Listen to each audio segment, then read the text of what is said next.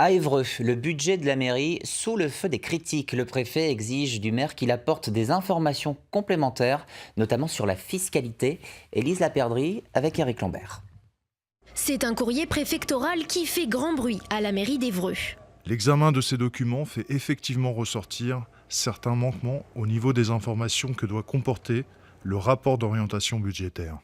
Des éléments manquants qui auraient empêché les conseillers municipaux d'étudier le budget en toute connaissance de cause en novembre dernier. À l'origine de ce recours auprès du préfet de l'Eure, le groupe d'opposition municipale, la Gauche Rassemblée.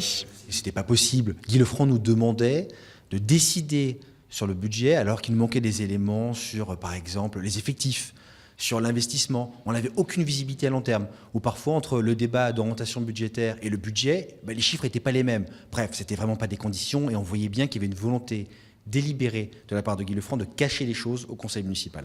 Voté à une voix près et par une majorité municipale fracturée, le budget 2019 n'est pas annulé par la préfecture. Néanmoins, il devra être débattu et voté une seconde fois. Un simple couac administratif rétorque la mairie, qui est tenue de fournir des informations complémentaires. C'est un problème de procédure, cela va être réglé, les documents vont être fournis, le conseil sera de nouveau réuni avec ces nouveaux éléments, le préfet aura les nouveaux éléments, et comme le préfet a validé le principe du budget, il n'y aura pas de problème. Pour le maire d'Évreux, Guy Lefranc, déjà empêtré dans des polémiques à répétition, la séquence politique est difficile. Critiqué en octobre dernier sur sa gestion financière par son ancien adjoint en charge des associations, ce dernier réclame désormais sa démission. Quand on vante l'attractivité de la ville, le premier facteur qui va vanter l'attractivité, c'est la fonction de maire, c'est le premier représentant de notre ville. Et aujourd'hui, force est de constater qu'on en est extrêmement loin.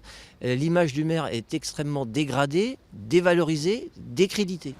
Le prochain débat budgétaire s'annonce donc électrique. La gauche rassemblée promet déjà un bras de fer avec la courte majorité municipale et entend peser sur le contenu du budget à voter.